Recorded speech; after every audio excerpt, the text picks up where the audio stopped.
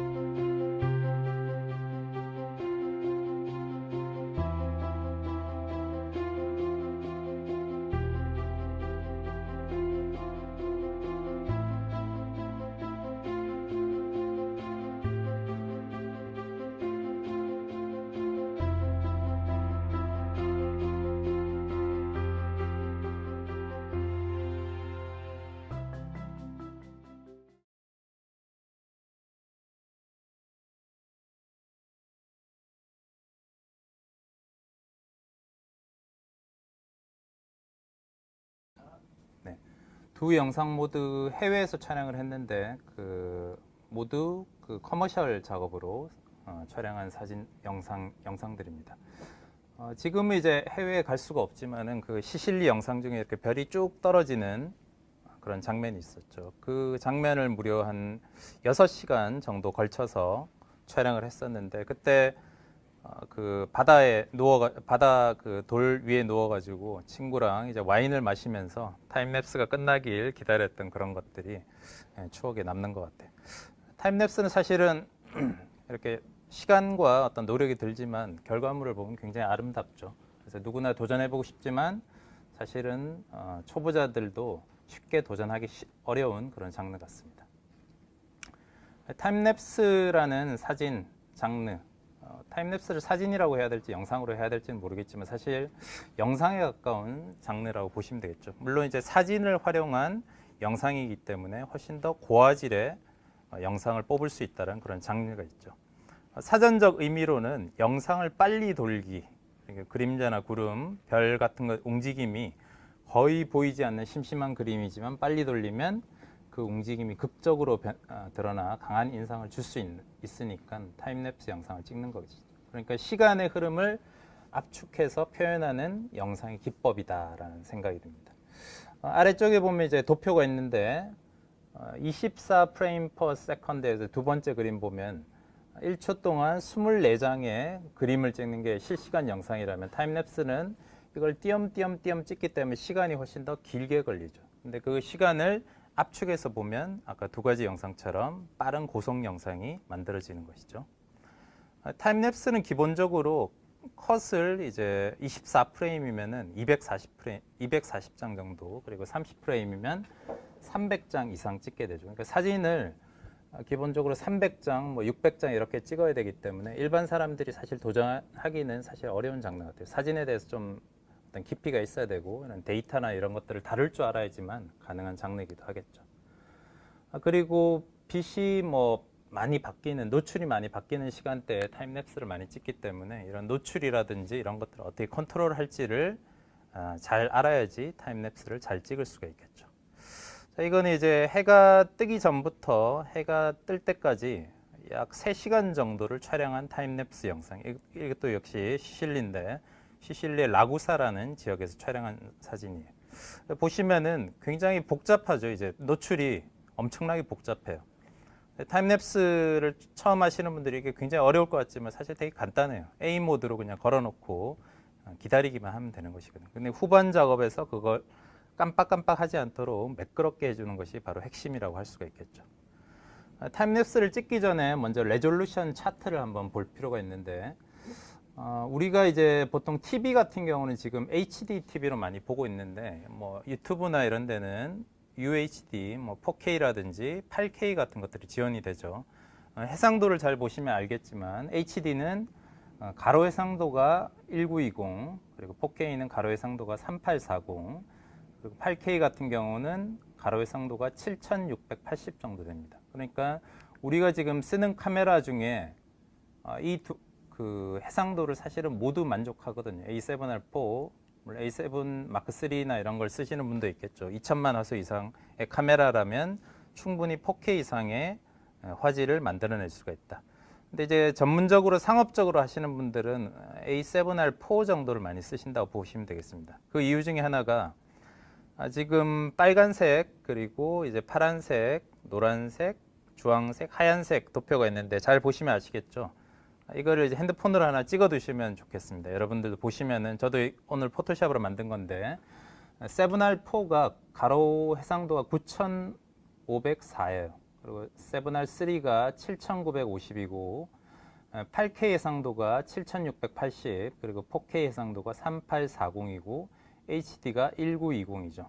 R3로도 8K 영상을 찍을 수가 있어요. 근데 R3와 8K의 차이는 그 해상도가, 가로 해상도가 차이가 별로 나지가 않죠. 그러니까 100 전후로 뭐 200 나나요? 뭐 많이 나지 않으니까 나중에 줌인 줌아웃을 하거나 이런 것도 어렵고, 뭐 수평이 틀어지거나 했을 때 사실 좀 교정이 어렵고, 이렇게 단샷, 줌인이나 줌아웃이 되지 않는 단샷은 A7R3로 8K를 커버한다고 보시면 되겠죠. R4 같은 경우는 9500이 넘으니까 충분히 넓은 그 해상도로 8K 어떤 TV 같은데 이제 화질이나 이런 것들을 충분히 커버할 수 있는 그런 해상도 영역이 되겠죠. 근데 이렇게 생각할 수도 있을 거예요.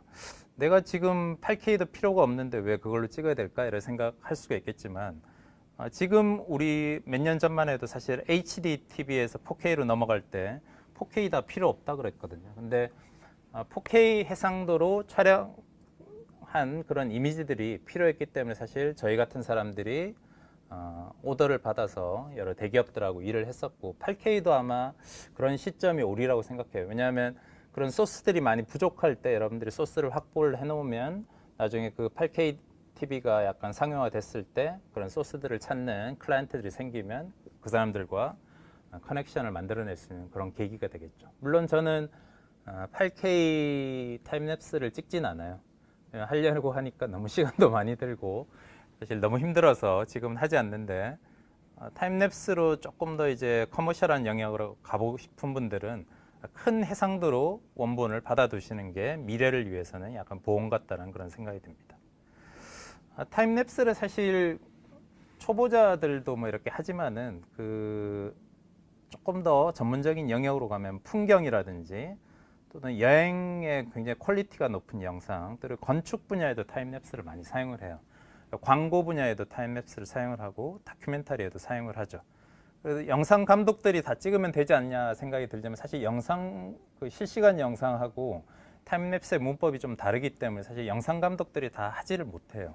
그래서 이런 것들이 좀 고급으로 찍을 수 있는 분들은 뭐 프로덕션이나 이런 데서 유튜브를 보고 연락이 오죠. 내가 이걸 좀 써도 되겠냐, 또는 뭐 저 같은 경우는 게티 이미지 같은데 이렇게 그 타임랩스를 올려놨더니 CNN에서 사서 그 다음 달에 보니까 200만 원이 이렇게 제 통장에 찍혀 있기도 하고 그러더라고요. 물론 그런 건 1년에 한 번뿐이지만 이런 소스를 우리가 가면 사진만 찍는 것이 아니라 좋은 어떤 풍경이 있으면 그런 소스를 확보를 해 놓으면 다음에 충분히 활용 가치가 있거나 여러분들이 이제 어떤 시장에서 이렇게 쓸 수 있는 그런 여건들이 된다라는 것이죠. 이것도 역시 그 스페인 촬영 때 찍은 건데 구엘 파크에 여기는 사실 일반인은 삼각대를 못 들고 찍어요. 그냥 핸드헬드로는 찍을 수가 있겠지만 이건 정부의 허가를 받아서 달리까지 써가면서 찍은 곳이죠. 이것도 스페인인데 이런 영상들도 뭐 사실은 그냥 사진 한 장으로 찍으면은 별 의미 없겠지만은 이렇게 찍어 놓으면 나중에 광고라든지 이런 곳에 충분히 활용을 할 수가 있겠죠.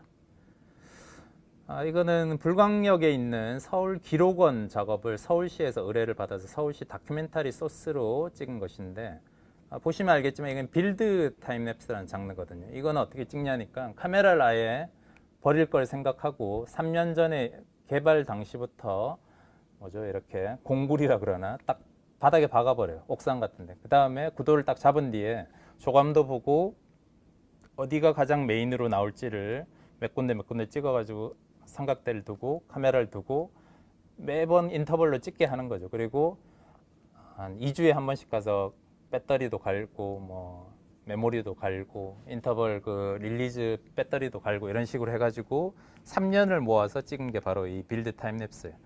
이걸 우리나라에서 하는 사람들이 몇 명 있거든요. 그 사람들이 약간 스페셜리스트로 뛰는 걸로 알고 있는데 충분히 여러분들도 가능한 그런 분야라고 생각이 듭니다. 또 다큐멘터리 같은 경우도 타임랩스가 많이 사용되죠. 이것도 역시 서울시에서 의뢰를 받아서 촛불 집회 때 2018년 1월 1일 날 세종문화회관 옥상에 이제 컨펌을 받아서 올라가서 촬영한 촛불 집회를 촬영한 영상입니다. 다양한 분야에서 타임랩스라는 장르는 활용되고 있죠. 물론 이제 여기는 밤이 되면 사실은 아무나 못 올라가고 언론사라든지 허가받은 공문이 있는 특별한 사람만 올라갈 수가 있겠습니다. 타임랩스를 찍으려면 카메라부터 제대로 세팅하는 게 좋아요. 카메라로 그냥 막 찍는다고 타임랩스가 되는 것이 아니라 제대로 된 세팅을 한 뒤에 찍어야지 후반에 건드릴 것들이 별로 없어지면서 일이 좀 적어지거든요. 그러니까 카메라를 세팅하는 것부터 일단 중요하다는 생각이 듭니다. 뭐 잘 아시겠지만 모든 촬영은 수동으로 진행을 합니다. 첫 번째는 포커스, 그리고 노출, 화이트 밸런스, 또 뭐 있죠? 뭐 그런 것들을 모두 수동, 조리개 같은 것들 모두 수동으로 해야지 깜빡깜빡하거나 이 번쩍번쩍하는 현상이 덜하게 되죠. 그러니까 굉장히 부드럽고 리니한 영상을 만들려면 모든 것을 수동으로 진행하는 것이 좋겠다. 또 꼭 타임랩스를 로우 파일로 찍어야 되냐? 뭐 로우 파일 얘 같은 A7R4 같은 경우는 61메가잖아요. 하나에 61메가이기 때문에 너무 많이 찍을 수가 없어요. 그러니까 간단한 타임랩스 영상은 사실 모든 걸 매뉴얼로 해두면은 깜빡깜빡하는 건 후반부에 잡을 수가 있거든요. 그러니까 타임랩스 영상을 꼭 로우 파일로 찍어야 될 필요는 없고 타임랩스를 이렇게 노출이 변하지 않는 간단한 영상들은 JPG도 충분히 가능해요. 또 JPG로 이제 촬영하는 타임랩스 중에는 1초 간격으로 연사로 찍어야 되는 타임랩스가 있거든요. 예를 들어 출근하는 사람들이 빠르게 쫙 하는 영상 같은 것들은 이런 JPG로 짧게 찍어도 사실 좋아요. 로우로 찍는 것보다 버퍼링이 없기 때문에 탁탁탁탁 이렇게 연사로 움직이는 것처럼 보이게 되죠. 그러나 여러분들이 도전하고 싶은 고화질 타임랩스 영상이라면 로우 파일을 꼭 써주시는 게 좋고 또 더하기 JPG 스몰로 세팅해 주시면 좋아요. 그 이유 중에 하나는 로우 파일은 썸네일을 렌더링하는 시간들이 꽤 걸리잖아요. 그러니까 미리 보기를 타임랩스를 만들려면 사실은 다 추출을 한 뒤에 이것을 만들어야 된다면 JPG 스몰 같은 경우는 사실 용량이 그렇게 크지 않죠. 그냥 제일 적은 사이즈의 JPG 이제 저화질로 하나 세팅을 해가지고 로우 플러스 JPG로 하고 프로덕션하고 일할 때는 이런 식으로 해요. JPG 파일로 미리 푸티지를 미리 보기를 만들어서 프로덕션에 보내요. 그럼 너희들이 선택을 해요. 몇 개 선택해서 나한테 이제 뭘 보정하라고 이렇게 해라. 그렇게 하면 그때부터 로우 파일을 가지고 작업을 하는 것이죠. 그래서 타임랩스 하시는 분들이 처음부터 넉다운 하는 것 중에 하나가 컴퓨터 성능이 안 되는데 막 로우 팔로 다 찍어 그걸 아웃풋 하려니까 너무 힘든 것이죠. 그러니까 로우 플러스 JPG 스몰로 하면 충분히 여러분들이 찍고 싶은 고화질 타임랩스를 미리 보기를 빠르게 할 수 있는 그런 장점이 있죠.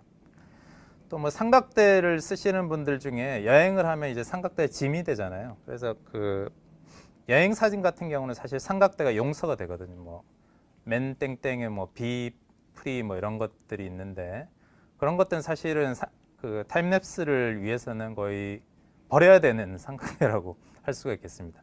타임랩스는 무조건 튼튼한 삼각대가 좋아요.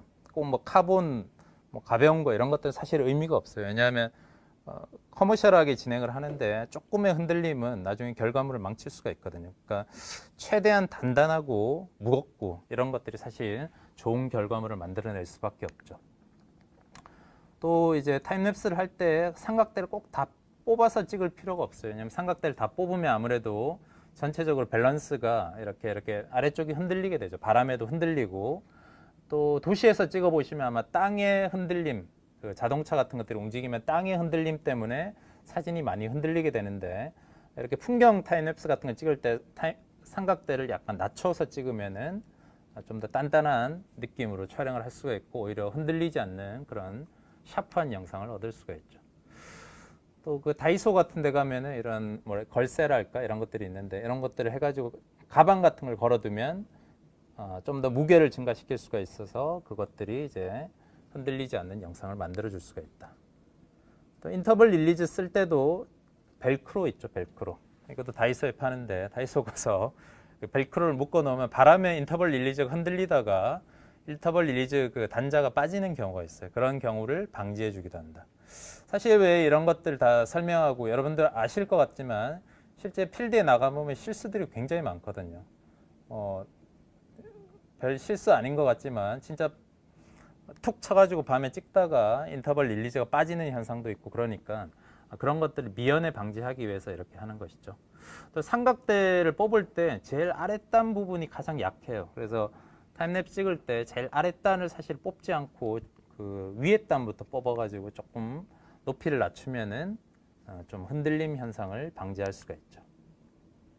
아까 이 타임랩스가 움직인다고 말씀을 해주셨는데 움직이는 영상을 원하신다면 달리라는 기계를 써야 돼요. 달리라는 기계는 일단 보시면 알겠지만 일단 굉장히 거추장스러워요. 여러분 이게 달리를 써보시면 알겠지만은 수평 맞춰야 되죠. 그리고 삼각대 수평 맞춰야 되죠. 달리 수평 맞춰야 되죠. 그리고 움직임을 미리 다 계산을 해봐야 돼요. 사실 달리를 쓰는 것들이 되게 예뻐 보이지만은 거의 노가다에 가깝습니다. 그리고 이 짧은 달리들은 사실 의미가 없거든요. 제가 이거는 아이슬란드에서 촬영하는 장면인데 길이만 보시면 1.5m가 넘을 거예요. 이런 거 지고 풍경에 간다고 생각해 보시면은 달리를 들고 찍는 것은 거의 뭐 인간의 한계를 넘나드는 삼각대도 2대잖아요. 가방에다가 그러니까 인간의 한계를 넘나드는 그런 노동기라고 보시면 되겠습니다. 자, 이거는 달리를 이용한 것인데 1m 정도의 달리를 이용해서 시실리에서 촬영한 거예요. 그래서 후면의 영상보다 전면의 이 앞쪽에 기와가 이렇게 변하는 것이 보이죠. 그렇게 하면 달리를 쓰면 좀 더 입체적인, 그러니까 소프트웨어적인 줌인 줌아웃으로 할 수 없는 그런 입체적인 영상을 달리를 통해서 만들 수 있다는 것입니다. 또 그 실수하는 것 중에 하나가 카메라에 보면은 이제 스테디샷 기능이 있는데 삼각대를 우리가 쓰게 되면 스테디샷을 꺼 두시면 좋아요. 물론 이걸 켜놓고 찍어도 큰 문제는 없는데 이제 셔터 속도가 높을 때는 스테디샷이 문제가 없는데 셔터 속도가 느리거나 예를 들어 바람이 부는 환경이다. 그러면 스테디샷이 카메라가 떨리기 때문에 자동으로 자기가 카메라를 렌즈를 떨어버리거나 이런 현상들이 발생을 하거든요. 그러니까 렌즈에 있는 스테디샷 같은 것들을 꺼주고 렌즈에 스테디샷 버튼이 없다라면은 사용자 정의키 저 같은 경우 4번에다가 스테디샷을 할당을 해놨어요. 그러니까 카메라로 보면 이제 C4 아래쪽에 이제 휴지통 같은 버튼에 할당을 해놓고 스테디샷을 삼각대에 올릴 때는 이렇게 끄고 촬영을 하게 되죠. 또 AF ON에다가 사용자 정의를 저는 이제 AF MF 컨트롤 전환으로 해놨는데 이건 왜 해놨냐니까 타임랩스를 꼭 MF로 찍어야 된다고 해서 포커스를 MF로 맞추다 보면 시간이 꽤 오래 걸리거든요. 그러니까 AF 상태로 진행을 하다가 띠딕하고 초점을 맞추면 그 다음에 AF ON 누르면 이제 이게 풀리면서 MF가 돼요. 그러니까 그 상태로 쭉 찍으면 MF 상태로 그냥 연속 촬영을 할 수가 있게 되는 것이죠. 물론 이제 좀 불안한 분들은 AF 버튼을 그냥 MF 쪽으로 이동한 뒤에 수동 포커스로 맞추셔도 좋겠습니다. 타임랩스를 찍기 위해서는 준비와 계획이 필요하다. 그냥 단순히 가서 움직이는 거 찍고 이런 것들이 아니라 어떤 준비와 계획이 좀 필요하다는 생각이 듭니다. 첫 번째는 프레임 레이트를 알아야 된다. 뭐 24fps, 30fps, 60fps 이렇게 있는데 일반적으로 가장 많이 쓰는 fps, 그러니까 초당 fps가 뭐죠? 초당 몇 프레임으로 보여줄 거냐니까 24프레임은 보통 이제 영화 같은 어떤 시네마틱한 영상을 만들 때 24프레임으로 많이 찍고 또 뭐 UHD TV나 이제 일반적인 TV나 유튜브나 영상 같은 경우는 30프레임으로 해도 크게 문제가 없어요. 또 60프레임은 4K 넘어가는 TV들은 가끔 60프레임을 지원하기도 하는데 사실 타임랩스에서는 크게 의미가 없어요. 왜냐하면 컷 바이 컷이기 때문에 나중에 이제 컷을 많이 찍은 뒤에 그걸 잘라내거나 하면은 사실 이 프레임 레이트는 영상처럼 그렇게 신경을 쓸 필요가 없는 거죠. 후반 작업에서 넉넉하게 찍은 것을 잘라내는 게 좋아요. 근데 예를 들어 우리가 30프레임으로 찍는다. 30프레임으로 찍는데 300장을 찍으면 10초의 영상이 만들어지잖아요. 근데 300장만 찍으면 안 될 수도 있어요. 왜냐하면 처음에 셔터를 누를 때 카메라가 한번 흔들리거나 앞뒤로 실수할 확률들이 있기 때문에 보통은 10장 정도를 여유 있게 찍어 두시면 좋다. 그러면 앞뒤에 5장 정도를 버리면 그 사이의 컷들이나 아니면 이렇게 컷을 옮겨가면서 편집을 하기 좋은 것이죠. 뭐 이거는 당연히 아시겠지만 당연히 가로 모드로 촬영을 하셔야 되고 화면에 이제 격자를 켜두시면 아주 좋죠. 타임랩스 찍을 때 수평이라는 게 별것 아닌 것 같지만 사실 수평의 몇 도 차이로 나중에 후반 작업에서 퀄리티가 달라질 수가 있거든요. 그러니까 수평을 영상 같은 경우는 굉장히 철저히 맞추기 위해서 가로 모드 그리고 그리드를 켜두면서 작업을 하시면 좋겠습니다. 타임랩스는 사실은 움직이는 영상, 움직이는 사진이기 때문에 기본적으로 사진의 원리와 같이 하는데 타임랩스 같은 게 인물 사진은 사실 타임랩스 잘 안 찍잖아요. 그건 이제 뭐 나이가 들어가고 이런 것들은 많이 하겠지만 보통은 풍경 사진에 타임랩스가 많이 사용이 되죠. 그러니까 타임랩스는 기본적으로 풍경 사진의 기본적인 룰을 따르신다고 보시면 되겠습니다. 타임랩스가 특별한 장르가 아니라 그 풍경에 움직임을 더한다 이렇게 생각하시면 더 좋겠죠. 항상 장소를 입체적으로 연구하고 창의적으로 탐구해야 된다. 한 장소를 보면은 그 장소에서 그냥 예쁘네 하고 카메라만 딱 세워놓을 것이 아니라 카메라가 시간적 흐름을 더했을 때 어떤 느낌인지를 타임랩스를 찍을 때는 연구를 해야 돼. 그리고 카메라를 세팅을 하기 전에 내가 카메라를 여기저기 무빙을 해보면서 이것들이 어떤 그림을 만들어낼지를 고민을 하고 구도를 잡은 뒤에 타임랩스를 찍어보는 게 좋겠죠. 또 그런 거 있어요. 우리가 이제 카메라가 보통 개인적으로 쓰는 경우는 한 대밖에 안 쓰시잖아요. 그러니까 어떤 장면이 딱 좋아서 세팅을 했는데 한 100장 찍다 보니까 여기가 더 좋은 것 같아. 여기로 카메라를 또 옮겨 하다 보니까 이렇게 돼요. 그러다 보면은 사실 나중에 푸티지가 뭐 5초, 1초밖에 안 되기 때문에 사실 쓸모가 없는 영상이 만들어질 확률이 굉장히 높아요. 타임랩스라는 장르는 이제 꾸준히 많이 찍으면서 그 경험치를 쌓아가는 것이 굉장히 중요하거든요. 그러니까 하나의 장면을 내가 딱 선택을 했다라면 그것을 굉장히 끈기를 가지고 끝까지 찍고 후반 워크플로우까지 갈 거를 생각하고 세팅을 해두시는 게 좋겠다.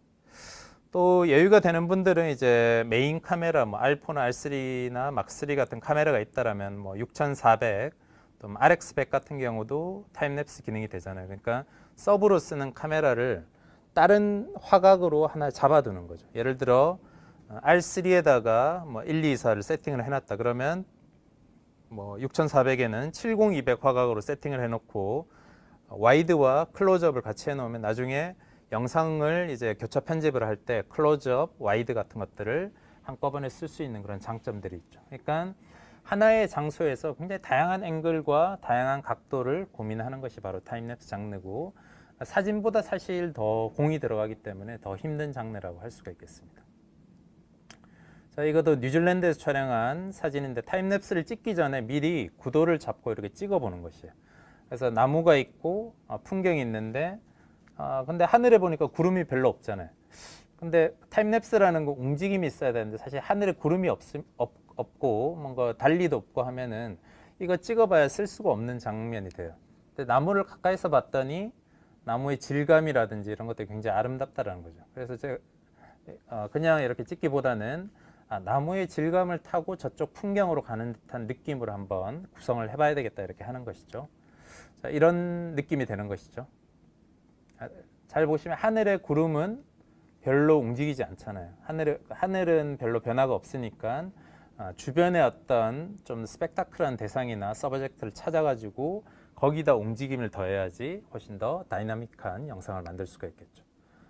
자, 이 영상 잘 보시면은 앞에 있는 그냥 바위거든요. 여기도 지금 보면은 주변에 이렇게 구도를 걸 수 있을 만한 게 별로 없어요. 그러니까 앞쪽에 커다란 바위를 이용해서 시작 전에 미리 구도를 잡아보는 거죠. 그리고 이 달리를 이용해서 카메라가 올라갔을 때 어떤 구도인지를 미리 예측을 이렇게 해보는 거예요. 그러면 사진을 2장 찍거나 아니면 영상 모드로 틀어놓고 미리 구도를 쭉 잡아보는 거예요.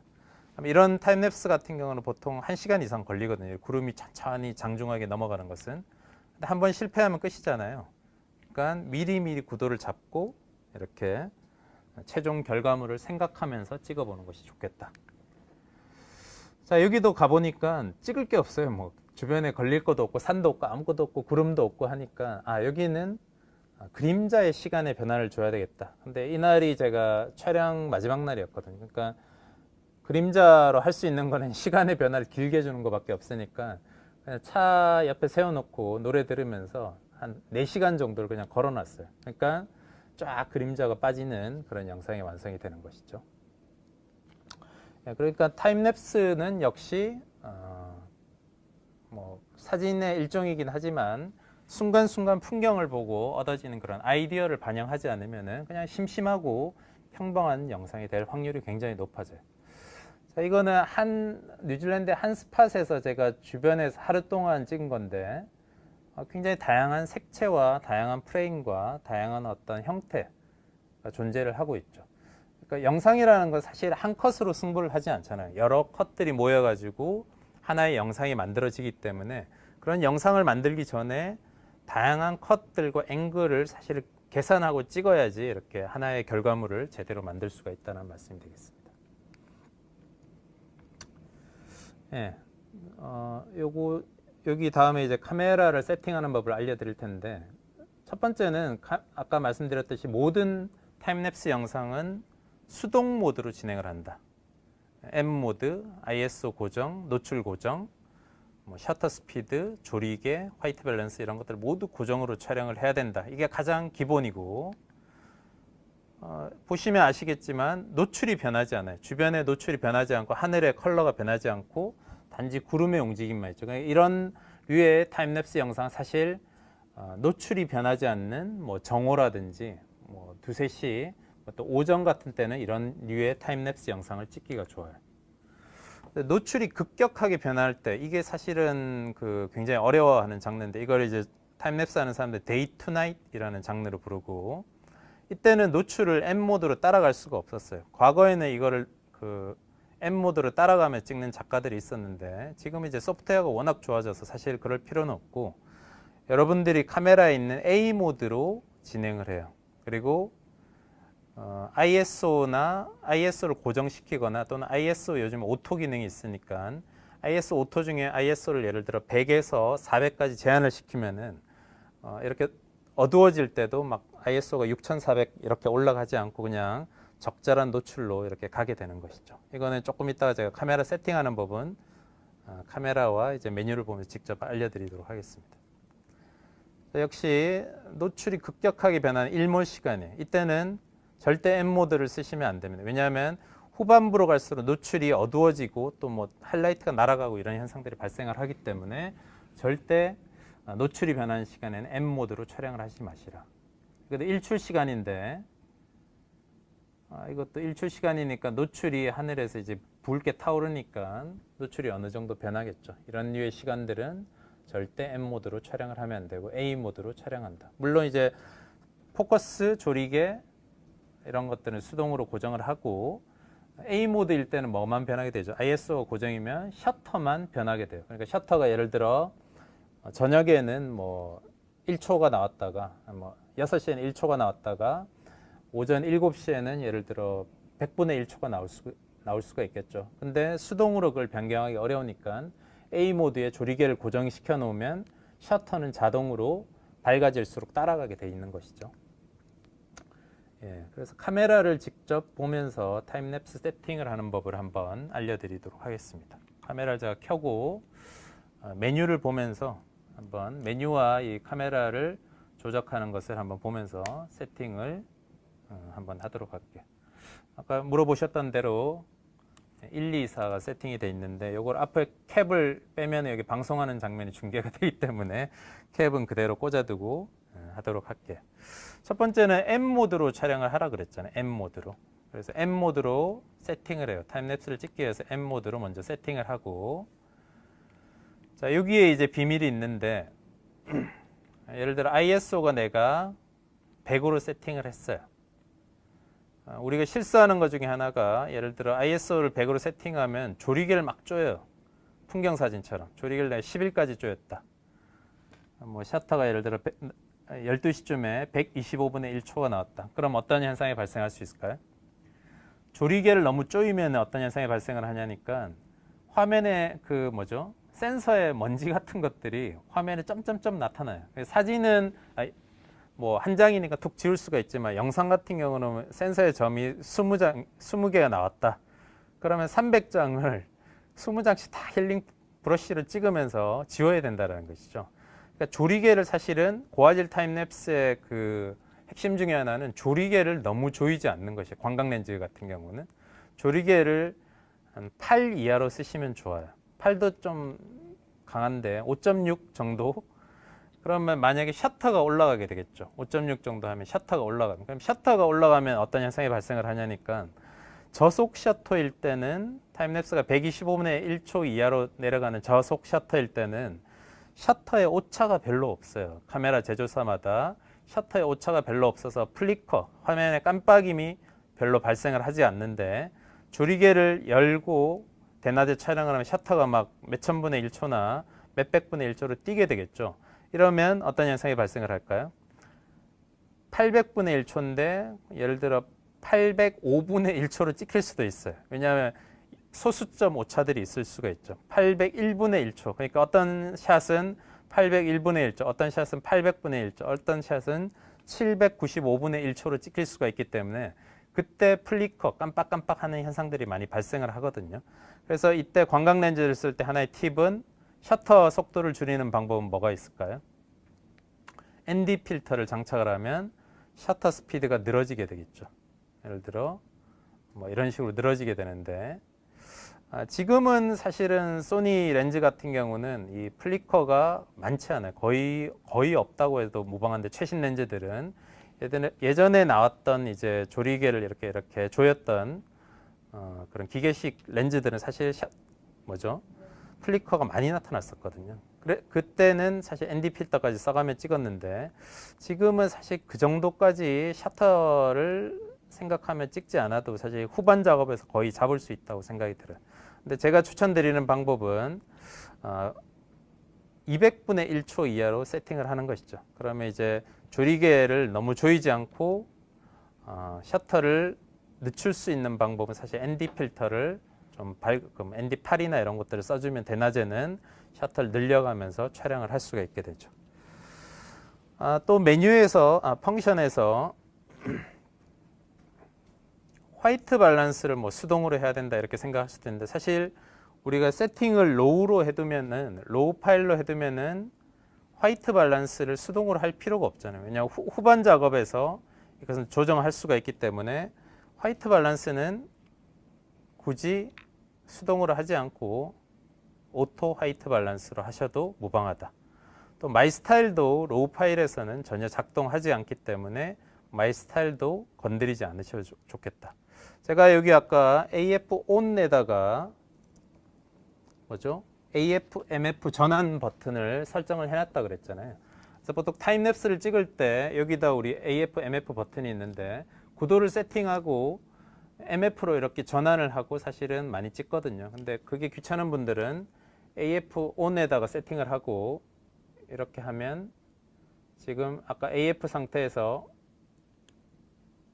AFS 이런 식으로 MF, AF를 전환하면서 촬영을 할 수가 있어요. 굳이 이걸 건드리지 않는 이유가 구도를 굉장히 세밀하게 세팅을 해놨는데 얘를 탁 건드리는 순간 카메라가 이렇게 약간씩 흔들리거든요. 구도를 뭐 수평이나 이런 걸 다시 잡아야 되는 경우들이 생겨서 저 같은 경우는 AF ON에다가 AF, MF 전환을 이제 옵션을 설정을 해놨다고 이렇게 말씀드렸어요. 또 아까 저 같은 경우는 C4에다가 뭐죠? 스테디샷 기능을 온, 오프를 할당을 해놨다 그랬는데 지금 소니 카메라에 보시면은 스테디샷 기능을 이렇게 찾아서 들어가려면은 제가 소니 카메라 10년 넘게 썼는데도 모르겠어요. 네, 이거는 여기다 할당을 해놓으면 AF, NF 버튼을 이렇게 왔다 갔다 하면서 전환을 시킬 수가 있겠죠. 물론 삼각대 두면 스테디샷을 오프로 해주시면 좋겠다. 자, 또 안에서 이제 우리 한번 볼까요? 자, 이거는 지금 제가 말씀드리는 건 고화질 타임랩스를 위한 세팅인데 그냥 일반 타임랩스 고화질 안에 저화질도 사실 해당되는 겁니다. 자, 아까 말씀드린 대로 파일 형식을 JPG로 했어요. 예를 들어 노출이 변하지 않는 환경에서는 사실은 뭐 노출이 변하지 않는 환경도 있지만 사실은 이 푸티지를 되게 짧게 쳐야 되는 경우가 있거든요. 사람이 확 움직이고 이런 것들은 로우 파일로 찍으면 용량도 너무 많이 지나가잖아요. 그러니까 JPEG으로 세팅을 하고 JPEG 화질은 엑스트라 파인으로 하는 게 좋겠죠. 그러니까 굳이 JPEG 같은 경우도 라지로 할 필요가 없어요.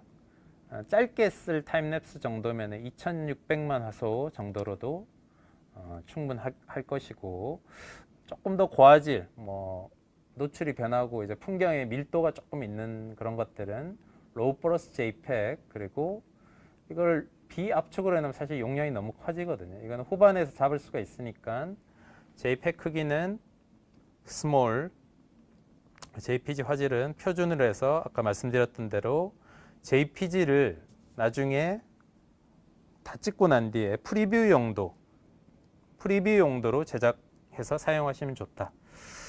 또 하나의 팁 중에 하나가 저 같은 경우는 AFC 버튼을 여기 C3에다가 할당을 해놨거든요. 그러면 어떻게 되냐니까 예를 들어 AFC로 이렇게 누르게 되면은 얘가 6100만 화소인데 이걸 누르면 이제 크롭 모드로 진행이 되니까 2600만 화소 정도로 찍을 수가 있어요. 굳이 큰 로우 파일이 필요가 없을 때는 얘를 C3에 할당을 하고 사실 약간 저화질로 중화질 정도로 찍은 뒤에 나중에 후반 편집을 하면 수월해진다는 것이죠. 이게 이제 파일 형식이라고 보면은 인터벌에 관련된 것은 무엇이 있냐? 예전에 앱이 있었거든요. 그 인터벌 관련한 타임랩스 앱이 있었는데 그게 없었을 때 R2까지 있었나요? 까지 있었는데 뭐 R3인가 나오면서 아마 없어졌던 것 같은데 그게 없어지면 사실은 되게 아쉬웠었어요. 근데 그게 여기는 즐겨찾기로 해놨는데 간격 촬영 기능으로 들어왔어요. 자, 간격 촬영 기능이 바로 인터벌 촬영인데 인터벌 촬영의 핵심은 바로 여기 있어요. 예를 들어 간격 촬영 기능을 켬하고 촬영 시작 시간이라고 돼 있는데 촬영 시작 시간은 뭐냐니까 촬영을 언제부터 슈팅을 시작하겠냐 이 의미예요. 그러니까 0초에 넣으면은 얘를 누르는 순간 바로 되는데 0초부터는 못하게 지금 막아놨죠. 그러니까 1초 해놓으면 셔터를 누르면 인터벌 시작됩니다 하고 이런 식으로 1초 뒤에 바로 찍히는 것이죠. 자, 간격 촬영 기능을 예를 들어 5초로 해놨다. 이게 5초 간격으로 찍히는 게 아니라 촬영 시작 시간이 5초 뒤에 돼요.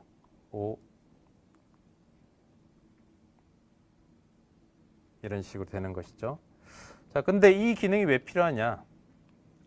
이 기능은 왜 있냐니까 삼각대 같은 경우도 이제 올려놓고 셔터를 누르는 순간 미세한 진동이 있을 수도 있고, 또는 이제 달리 같은데 세팅을 해놓으면 달리와 얘를 이제 이런 케이블로 연결해서 싱크시키는 시간이 있거든요. 그러니까 1초 뒤에 바로 움직이라 그러면 실수할 확률이 높으니까 달리 세팅해놓고 예를 들어 5초 뒤에 달리 버튼을 딱 누르면 이제 카메라 띡띡띡 이렇게 가게 세팅을 해주는 기능이 바로 촬영 시작 시간이라고 보시면 되겠습니다.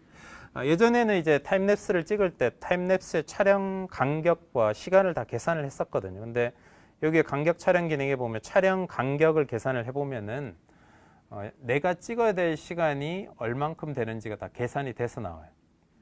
예를 들어 1초 간격으로 찍어라. 1초 간격으로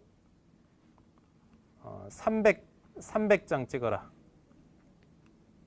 아까 말씀드린 대로 300장 찍으면 앞뒤로 실수할 확률이 높다 그랬죠. 그러니까 310장 정도 찍어 놓으면 앞에 5장, 뒤에 5장 덜어낼 수도 있고 중간 300장만 쓸 수도 있으니까 편리하다 그랬어요. 촬영 간격을 예를 들어 5초 간격으로 구름 이동을 310장을 찍어라. 그럼 5초 간격으로 촬영 횟수가 310장이면은 촬영 시간은 걸리는 시간은 25분이 걸리죠. 1초 간격으로 찍어라 5분. 예를 들어 10초 간격으로 찍어라 51분. 자, 이건 어떻게 계산할까? 예를 들어 해가 뜨고 해가 지기 전까지 시간을 계산을 해보는 것이죠. 일몰 때부터 해가 완전히 지나고 항해 방면까지 가기에 내가 한 3시간을 찍어야 되겠다. 그러면 30프레임으로 찍어야 되면 3시간으로 찍으려면 시간을 인터벌 타임을 30초 간격 정도 하면 한 35초 하면 되겠죠. 35초 정도 하면 330프레임 10초의 영상을 만들기 위해서 310장을 찍으면 3시간이 되는 것이죠. 예를 들어 15초 간격으로 찍어라. 15초 간격으로 찍으면 내가 해질녘부터 이제 야경 타임까지 한 2시간 찍어야 되는데 1시간 17분 만에 끝날 수가 있어요. 이걸 계산하기도 어렵고 사실은 좀 복잡하잖아요. 근데 우리가 타임랩스 찍는다고 해서 카메라를 어디 놓고 가지는 않을 거예요. 뭐 물론 이제 사람이 아무 데도 없는 것이라면 저 같은 경우는 호텔 같은 경우는 이제 밖에 베란다에 걸어놓고 가기도 하는데 이 촬영 횟수를 너무 집착해서 선택할 필요가 없어요. 저 같은 경우는 무한대로 해놔요. 9999 이렇게 무한대로 걸어놔요. 촬영 간격만 맞추면 되죠. 촬영 간격은 이제 경험치로 알게 되는데 예를 들어 사람을 빠르게 타타타닥 가려면 1초나 2초 정도면 충분하고 구름이 좀 장중하게 움직이면 한 3초에서 5초 정도면은 돼요. 근데 일몰 데이 투 나잇 타임랩스 같은 경우는 5초 단위로 찍으면 컷수가 너무 많아지겠죠. 그러니까 한 15초에서 20초 정도 걸어놓고 9999로 찍어라 하고 누르고 가는 거예요. 그럼 왼쪽 아래에 보시면은 지금 셔터 수가 나와요. 자, 15 간격 촬영 띡띡띡 갑니다 하고 나오는데 지금 왼쪽 20초 화면 LCD 지금 오른편에 LCD에 보시면은 999에서 몇 장 찍었는지가 나오게 되잖아요. 그러니까 데이 투 나잇 같은 경우는 이렇게 걸어놓고 내가 적당한 어떤 컷이 만들어졌을 때 그냥 셔터를 가서 끊어주시면 되는 것이죠. 그러니까 굳이 이걸 복잡하게 계산하면서 찍을 필요는 없어요. 물론 이제 좀 정확하게 하고자 한다라면은 이런 식으로 뭐 300장, 400장 이렇게 좀 여유롭게 600장 이런 식으로 걸어놓고 그냥 이렇게 찍으면 되겠죠. 자, 데이 투 나잇 타임랩스에서 가장 핵심적인 기능 중에 하나가 AE 추적 감도라는 게 있는데 고, 중, 저로 설정을 할 수가 있어요. 이게 뭐냐니까 노출이 이제 A 모드에서 꾸준히 변하게 되잖아요. 그때 노출을 자동으로 따라가주는 기능이에요. 근데 고로 하면 아무래도 노출을 좀 더 이렇게 섬세하게 따라갈 것이고 중으로 하면 보통이고 저로 하면 셔터가 따라가는 속도가 좀 느려져요. 보통은 중으로 해놓고 후반 작업에서 잡으면 거의 문제가 없게 돼요. 고 같은 경우는 약간 그 노출차가 심한 환경 같을 때 이걸 많이 쓰는데, 제 경험으로는 그냥 중으로 해놔도 큰 무리 없이 되더라. 또 간격시 조용한 촬영 켬끔 있는데, 이건 뭐냐니까, 얘를 타임랩스를 찍으면 보통 300장, 600장 이렇게 찍게 되잖아요. 근데 얘를 켜놓고 하면 셔터를 찰칵찰칵 찍기 때문에 아무래도 셔터 박스에 셔터 막 같은데 무리를 주게 된다. 많이 찍으면은. 근데 얘는 켬 해놓으면, 예를 들어 내가 짧게 많이 찍어야 돼. 2초 간격으로 600장 찍어야 돼. 근데 막 나중에 중고로 대팔 거 생각하면은 몇만 장 찍었다 이러면 안 팔리잖아.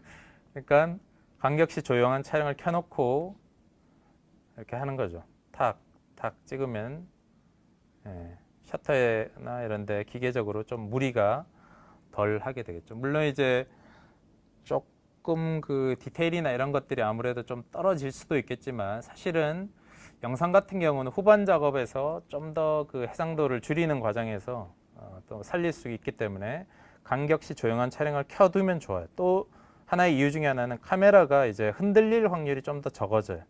얘가 블러가 생길 확률이, 카메라의 진동에 의해서 블러가 생길 확률이 적어진다라는 그런 이점이 있습니다.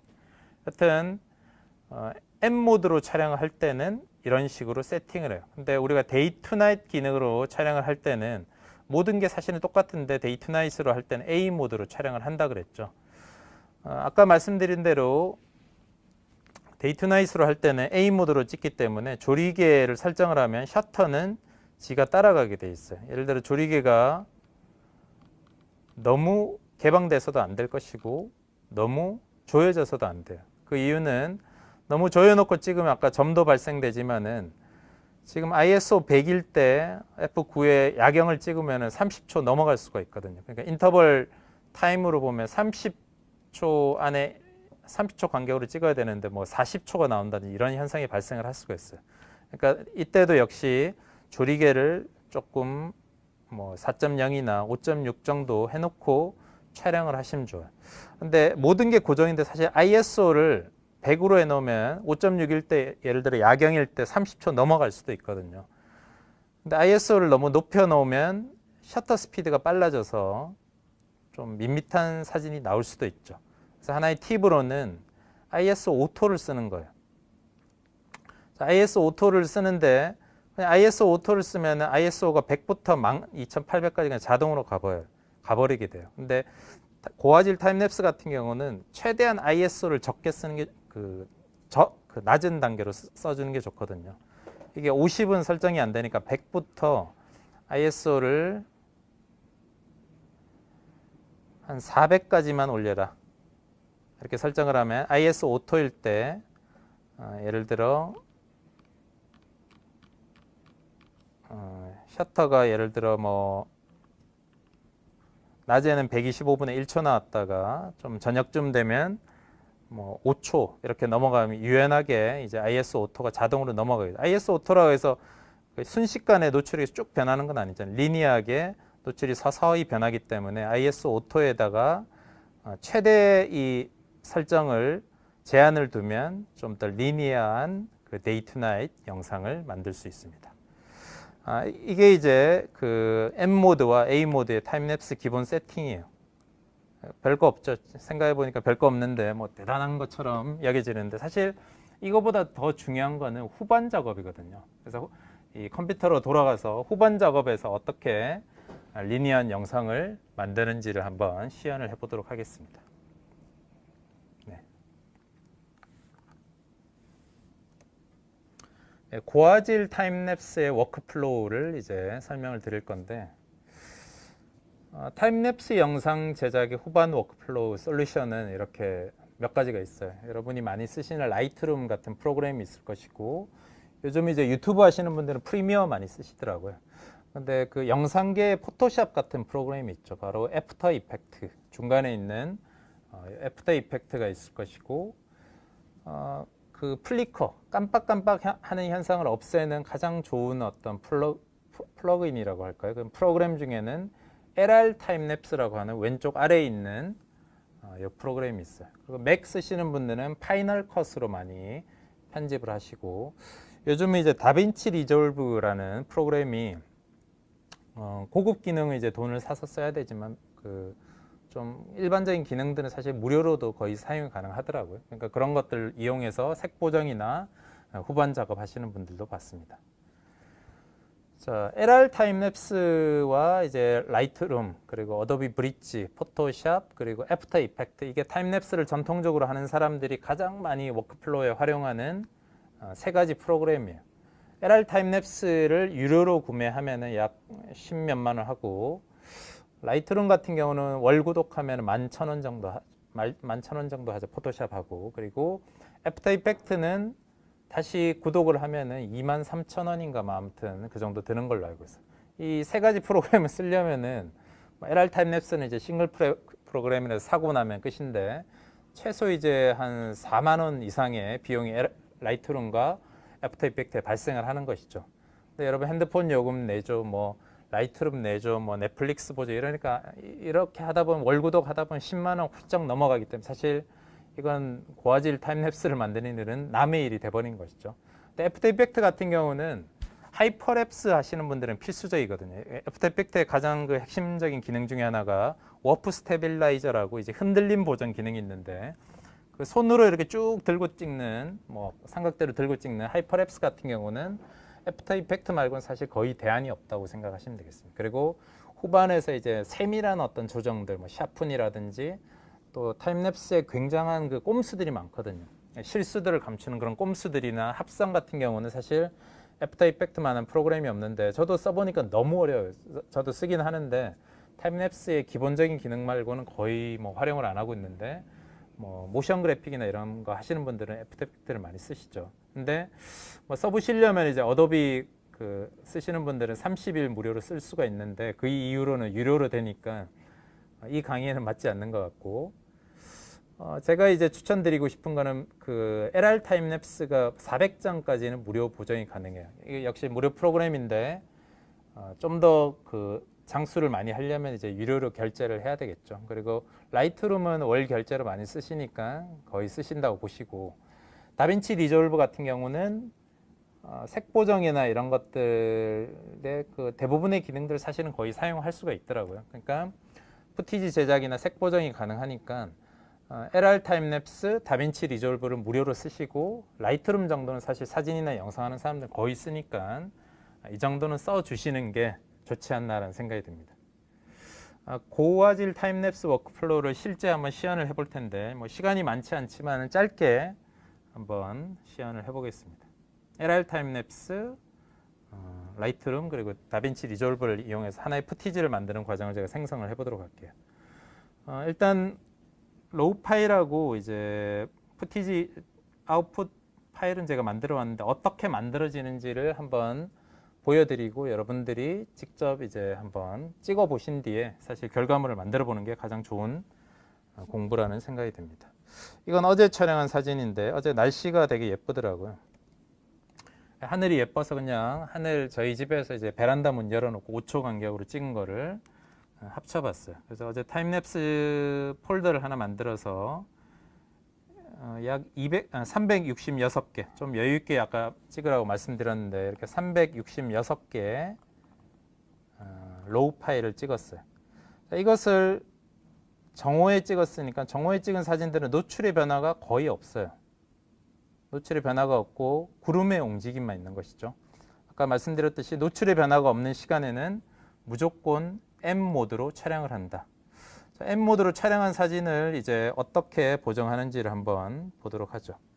첫 번째는 여러분이 촬영한 사진을 라이트룸으로 임포트 해오는 게 우선이에요. 제가 시간이 좀 노트북이라 시간이 걸리니까 미리 임포트는 했어요. 뭐 라이트룸 설명까지 하면 시간이 너무 걸리니까 한번 해보죠. 임포트해서 파일이 있는 곳을 찾고 임포트해서 불러드렸겠죠. 이게 쭉 불러드려요.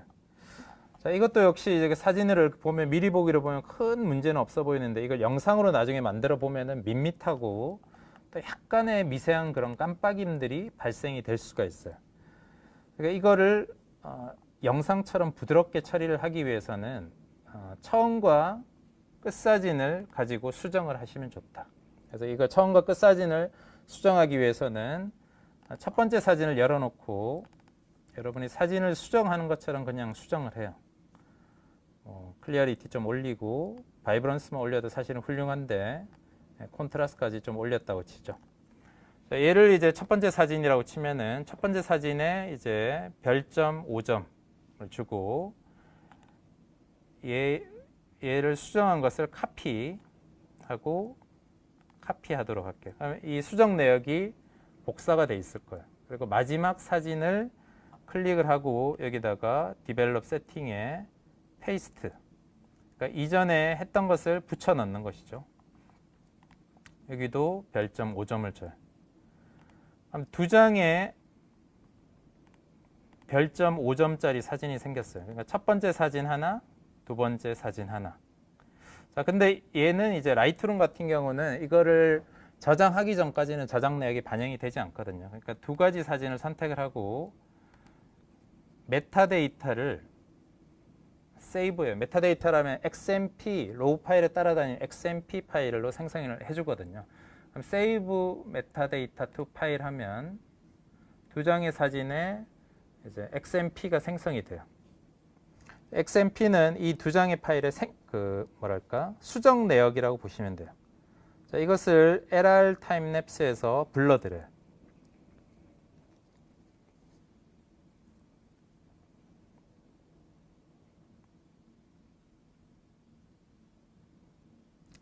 LR 타임랩스에서 아까 제가 찍었던 하늘 사진을 스카이에 넣어놨는데 이게 로우 파일을 선택을 해요. 그럼 LR 타임랩스는 이 파일 하나하나를 쭉 분석을 해서 노출이라든지 뭐 이런 것들을 분석을 하거든요. 그리고 화면 왼쪽에 실시간으로 얘들의 노출이 어떻게 변화하고 있는지를 이렇게 실시간으로 그래프 형태로 보여주고 오른쪽 상단에 진행 상태를 볼 수가 있게 돼요. 자, 그러면은 쭉 이렇게 노출이 계산이 되고 아래쪽으로 뭐라고 프리뷰, 루미너시티, 뭐 셔터나 이런 것들은 볼 수가 있죠. 근데 조금씩 노출이 다른 것을 볼 수가 있어요. 뭐 이렇게 보면 약간 밝은 것도 있고 약간 어두운 것도 있고 한데 그건 이제 하늘에 이제 구름이 움직이면서 생기는 변화 때문에 생기는 거지 뭐 플리커 때문에 생기는 것 같진 않아요. 그리고 이게 생성이 되면 여기 있는 플레이 타임랩스 기능을 눌러서 로우 파일의 썸네일을 이런 식으로 미리 보기로 타임랩스를 볼 수가 있어요. LR 타임랩스를 실행을 하면 가장 기본적으로 세팅이 되어 있는 게 바로 비주얼 워크플로우인데 이거는 제가 타임랩스를 만드는 분들에게는 그렇게 추천을 드리고 싶지 않아요. 왜냐하면 이 과정들이 시간이 너무 많이 걸리거든요. 그래서 가장 많이 쓰는 것 중에 하나는 베이직 워크플로우예요. 베이직 워크플로우에 보면은 세 가지 옵션이 위에 있고 밑에 몇 가지 옵션이 있는데 우리가 아까 라이트룸에서 그 별점을 줬던 게 바로 키프레임을 형성하는 것이었거든요. 별점을 2개 줬잖아요. 그러니까 첫 번째 사진에 키프레임이 하나 형성이 돼 있고 이 사진에 마지막 사진에 키프레임이 하나 형성이 돼 있어요. 자, LR 타임랩스의 목적은 첫 번째 사진부터 마지막 사진까지 영상을 리니어하게 부드럽게 만들려고 하는 게 목적이거든요. 그래서 처음에는 사실은 쓸 일이 별로 없고 라이트룸에서 미리 첫 번째와 마지막 사진을 보정을 한 뒤에 그 다음 두 번째가 쓸모가 있어요. 두 번째 리로드는 하실 필요가 없고 오토 트랜지션을 눌러줘요. 자, 그러면 이제 라이트룸이 첫 번째 사진과 마지막 사진을 LR 타임랩스가 첫 번째와 마지막 사진을 쭉 분석해서 그래프를 형성을 해줘요.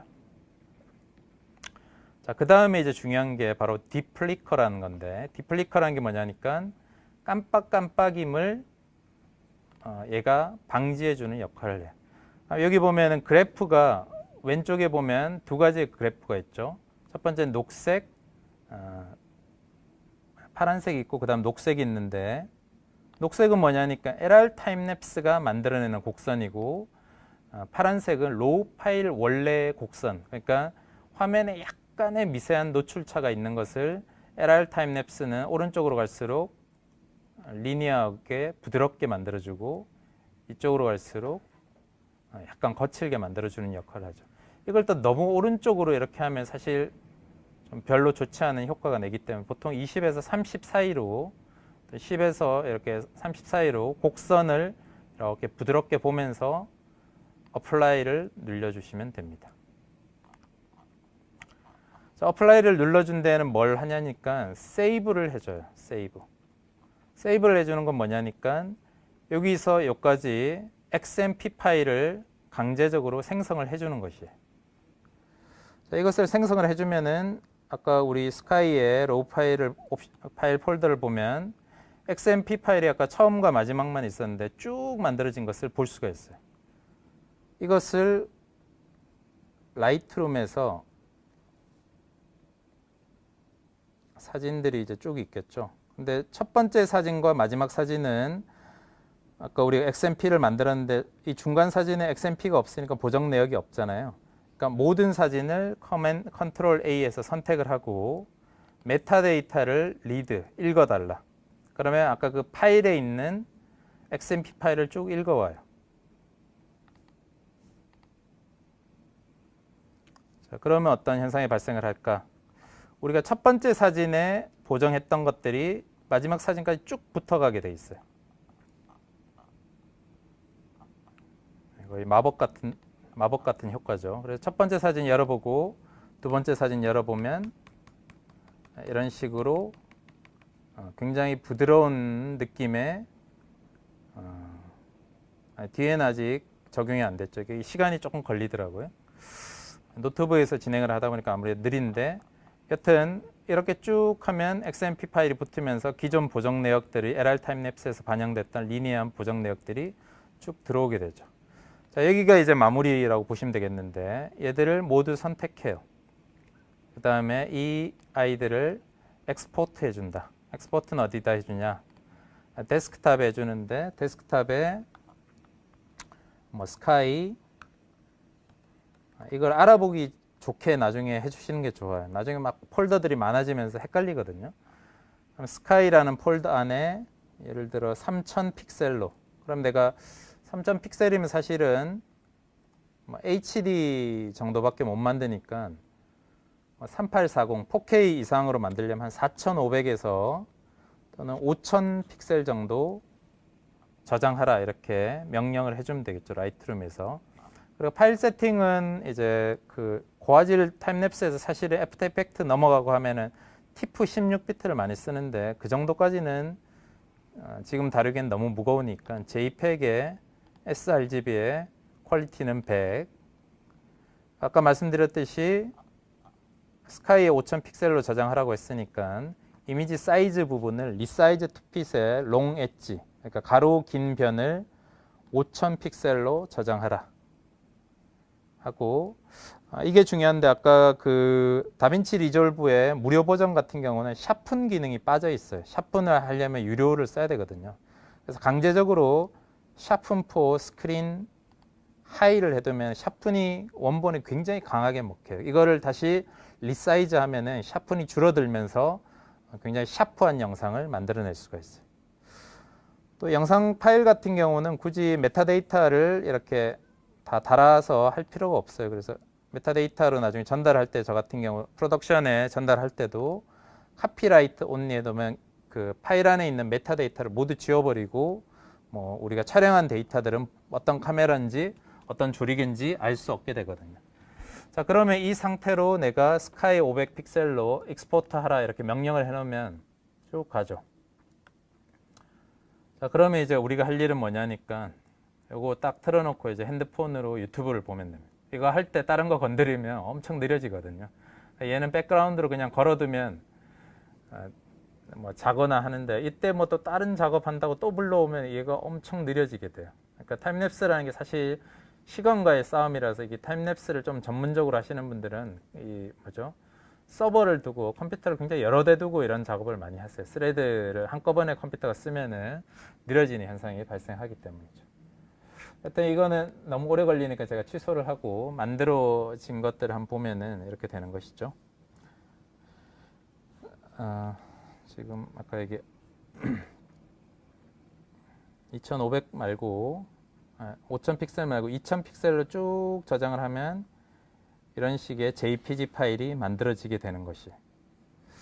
자, 그러면 이걸 가지고 이제 합쳐야 되잖아요. 이 파일을 하나하나 합치면 영상화 되는 것이죠. 그 합치는 게 애프터 이펙트가 있고 뭐 파이널 컷도 있고 프리미어도 있고 하지만 다 유료니까 다빈치 리졸브라는 그 프로그램을 이용해서 무료 버전으로 합치는 과정을 한번 보여드리도록 하겠습니다.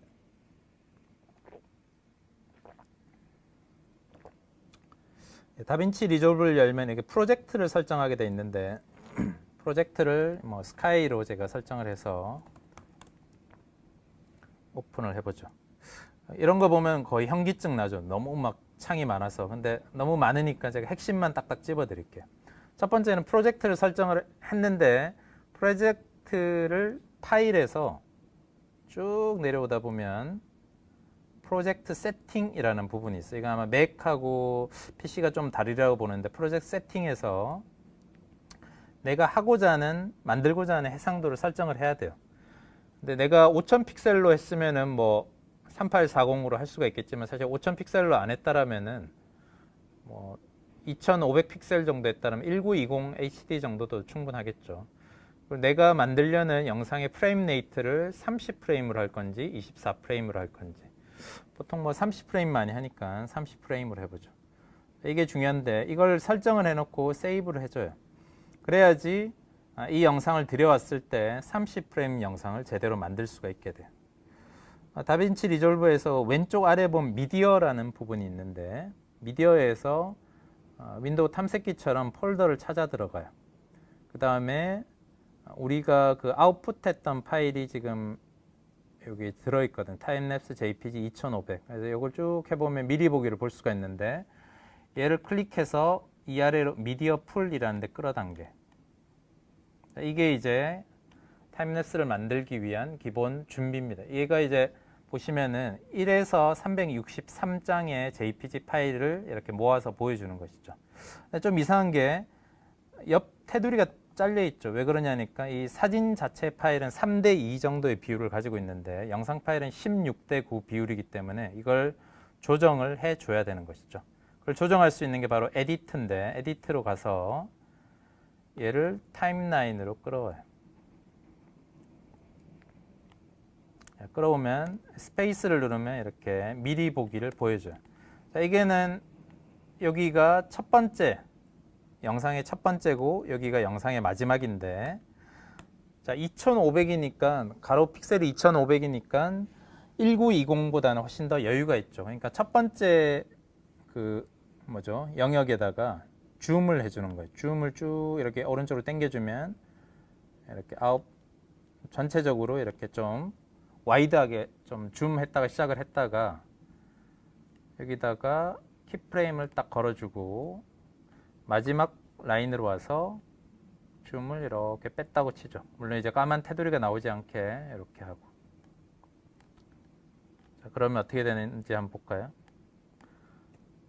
쭉 줌, 잘 표는 안 나는데 여튼 이렇게 줌인, 줌아웃을 이런 식으로 소프트웨어적으로 하기 위해서는 아웃풋을 할 때 픽셀을 좀 더 여유 있게 저장을 해야지 가능한 것이죠.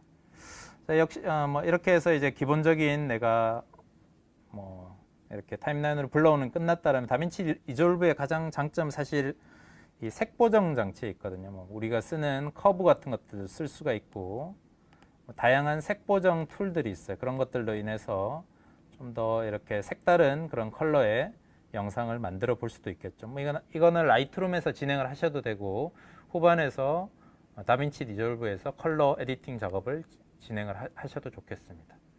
자, 그 다음에 이제 딜리버라는 항목으로 오면 이걸 이제 사진을 이제 들어온 것들을 이거를 영상으로 뽑아내는 마지막 단계거든요. 이때 뭐 유튜브에 뽑아낼 건지 뭐 H264라는 포맷으로 뽑아낼 건지를 결정을 하죠.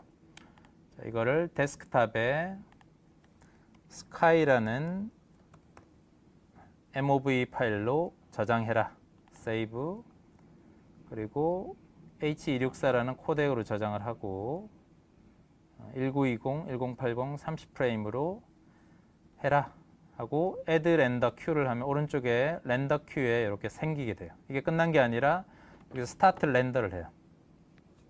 다빈치 리졸브의 장점은 이 렌더링 시간이 굉장히 빠르더라고요. 렌더링 시간이 빠르고 아웃풋 결과물도 애프터 이펙트에 못지않은 그런 좋은 결과물을 보여줍니다. 자, 79%, 85%, 100%. 영상 하나 뽑아내는데 굉장히 빠르죠. 그리고 스카이라는 영상이 만들어졌는데 1920 파일이니까 한번 재생을 해보죠. 자, 이렇게 하나의 푸티지가 만들어졌어요. 자, 영상을 이제 우리가 10초를 하는 이유는 이걸 다 쓰라는 게 아니라 여기서 보면 좋은 부분이 있거든요. 나중에 영상을 클릭 편집하다 보면 그 부분을 잘라 써야 될 때가 있어요. 그러니까 좀 더 여유 있게 이렇게 찍어두면 나중에 편집을 할 때 용이하게 쓸 수가 있죠. 자, 마지막으로 데이 투 나잇, 여러분들이 어려워하시는 데이 투 나잇 타임랩스를 어떻게 하면 이제 플리커 없이 뽑아내는지를 한번 보도록 하죠. 역시 아까 그 라구사, 시실리 라구사에서 촬영한 사진을 제가 가져왔는데, 자, 데이 투 나잇 타임랩스를 할 때 주의할 점은 하이라이트가 밝아질 것들을 생각하면서 촬영을 해야 된다는 것이에요. 그래서 꼭 로우 파일로 찍어야 되고 너무 어둡게 찍었어도 너무 밝게 찍었어도 안 돼요. 왜냐하면 나중에 노출이 변하면서 하얗게 날아가면 복원이 되지 않을 수가 있겠죠. 그러니까 로우 파일의 관용도를 잘 생각하시면서 찍으시면 좋겠다. 역시 아까와 똑같은 방법인데 그냥 사진 보정하듯이 얘를 보정을 해요. 사진 보정하듯이 라이트룸에서 보정을 하고 뭐 글라디언트 툴이나 이런 것들 이용해서 하늘의 질감이나 이런 것도 충분히 살리시고 좀 예쁘게 이렇게 꾸며 보는 것이겠죠. 하늘도 이렇게 좀 진하게 만들고 이런 작업을 해도 충분합니다. 오케이. 너무 어두운 것 같은데 약간 하고 클로즈. 자, 그 다음에 첫 번째 사진이 수정이 끝났다. 아까 어떻게 하랬죠? 첫 번째 사진에 별표 5점을 먹여요. 자, 얘를 디벨롭을 카피, 그리고 카피하고 마지막 사진으로 가서 얘를 어떻게 하죠? 페이스트, 붙여넣기. 자, 얘도 역시 5점 하고 마지막 사진은 조금 더 어두워지거나 뭐 색깔이 좀 바뀔 수도 있으니까 노출을 좀 뭐 약간 밝게 하자.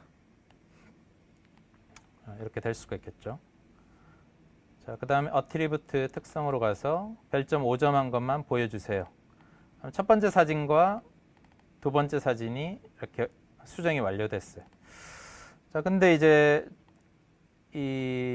보통은 어두운 시간에서 촬영을 했을 때 약간 푸르스름한 느낌이 있잖아요. 푸르스름한 느낌과 약간 어두운 느낌에서 쫙 밝아지는 느낌을 주고 싶어요. 그러면 첫 번째 사진에 약간 밤에서 이제 새벽으로 오는 그런 느낌을 준 다음에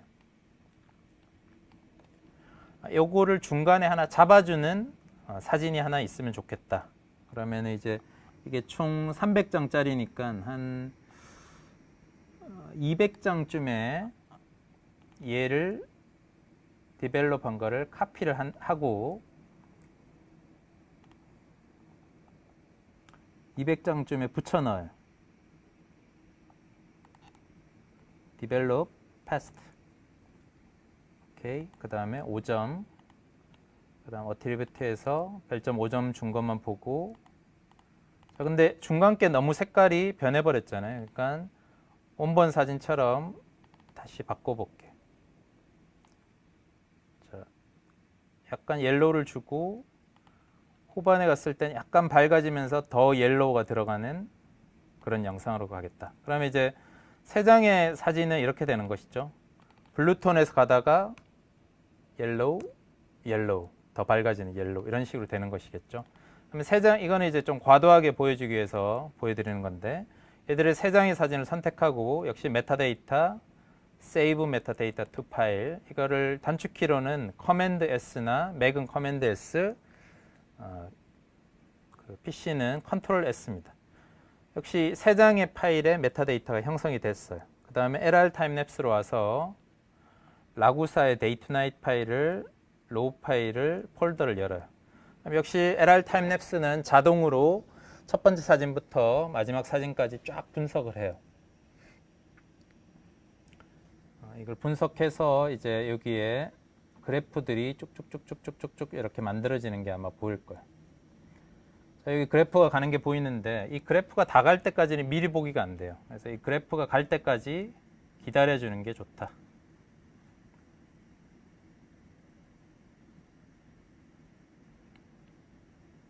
오케이. 자, 그 다음에 미리 보기를 한번 해볼게요. 여기서는 라이트룸의 수정 내역은 보이지 않고 로우 파일 원본에 있던 그냥 썸네일의 썸네일의 원본 정도만 보인다고 생각하시면 될 것 같아요. 예측만 할 수 있다. 역시 LR 타임랩스의 비주얼 워크플로우를 쓰면 너무 느리다 그랬죠. 그래서 베이직 워크플로우로 가서 얘를 오토 트랜지션을 해줘요. 쭉 캘큘레이팅 하고, 자, 디플리커를 누르고, 자, 디플리커를 누른 다음에 자, 여기 녹색 곡선이 움직이는 게 보이죠? 너무 많이 하면 영상이 이상해지고 중간대 영역한 다음에 어플라이 해준다. 자, 그 다음 중요한 건 XMP로 세이브를 해줘라. 오케이. LR 타임랩스 닫고, 그 다음에 어트리뷰트를 끄고 논 해볼게요. 논. 자, 지금 수정 내역이 반영되지 않았는데 전체 컨트롤 A하고 전체 선택하고, 여기 보면 화살표 같은 게 보이죠? 이게 XMP라는 파일이 붙었는데 얘 수정 내역을 불러와라 이거거든요. 그때 메타데이터, 리드 메타데이터 from 파일 이렇게 하면 수정 내역이 쭉 불러오면서 블루톤에서 여기 200장쯤에 오면 옐로우 톤으로 서서히 변하게 돼요. 그러니까 처음에 데이 투 나잇 이렇게 했을 때 그 의도적으로 색상을 약간 변환시키기도 해요. 후반부로 갈수록 옐로우 톤을 주기 위해서 일부러 초반부에 블루톤과 어두운 느낌을 확 줬다가 후반부에 옐로우 톤 쫙 변하면 시각적으로 이렇게 쭉 뭔가 아름답게 변하게 되는 것이죠. 자, 아래쪽을 쭉 보면 옐로우로 쭉 변한 게 보이죠. 자, 이렇게 제가 미리 보기를 보면 쭉쭉쭉쭉쭉 변하고, 어떤 거는 이제 반영이 좀 늦게 될 수도 있어요. 첫 번째 톤은 한번 볼게요. 블루톤에서 쭉 가는 거죠, 이렇게. 자, 역시 똑같은데 다 되고 나면 전체 선택, 엑스포트, 내가 4K로 할 건지 8K로 할 건지, 뭐 라구사 이렇게 폴더 저장해서 저장, 아웃풋,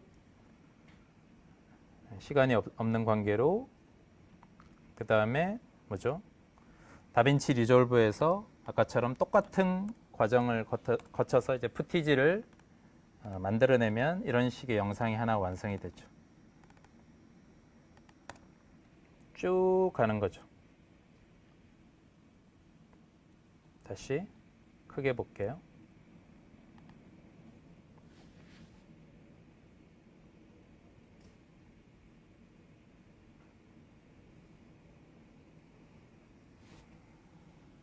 네. 굉장히 간단하죠, 여러분. 네, 굉장히 간단한데 사실은 이 워크플로우를 알고 나면은 너무 쉬워요. 너무 쉽고, 워크플로우를 모르면은 이거를 어떻게 손대야 될지는 모르는데 이런 과정을 알고 여러분들이 프로그램을 다루는 방법만 알면 충분히 고화질 타임랩스를 찍을 수가 있어요. 여기에 이제 달리라든지 이런 좀 추가적인 옵션들을 더하면 이런 고화질 영상을 만들 수가 있고, 조금 더 이제 풍경이 좋은 곳 같은 경우에는 이렇게 좀 공들여 찍으면, 시간을 좀 더 들여서 공들여 찍으면 이렇게 판타스틱한 그런 영상을 만들 수 있는 게 바로 타임랩스의 장점입니다. 이런 머리가 좀 아프긴 한데 이 워크플로우를 익히기까지는 저도 한 2년 정도 걸렸던 것 같아요. 이게 왜 이렇게 어렵고 막 뭘부터 손대야 될지 모르는데 이걸 가르쳐 주는 사람도 없고 정리해 주는 사람도 없고, 요즘 유튜브 보면 영상이 많은데 거의 없더라고요. 그래서 이런 것들을 쭉 만들면 하나의 이제 영상이 되는 것이고, 이제 이런 클립들을 쭉 붙이면 영화 같은 그런 영상을 만들어 볼 수가 있는 거죠. 타임랩스를 찍는다고 해서 꼭 그 달리를 써야 되는 것은 아니에요. 뭐 이런 달리를 쓰면은 멋있긴 하거든요. 근데 이렇게 찍는 것은 시간이 많이 걸리고 달리를 쓰면 아무래도 이제 그 달리의 실수의 위험들이 굉장히 높고 외국에 가면은 달리를 못 쓰는 경우가 많아요. 뭐 외국 사람들이 와서 이거 뭐냐면서 물어보고 카메라 렌즈 앞에 막 오고 이런 경우들이 꽤 많거든요. 이런 것들을 사실 찍기가 어려우니까 삼각대 하나만으로도 사실은 훌륭한 영상을 찍을 수 있는 게 바로 타임랩스 장르니까요. 여러분들도 좀 더 공부해 보시고 노력하시면 좋은 어떤 영상을 찍을 수 있지 않을까 생각이 듭니다.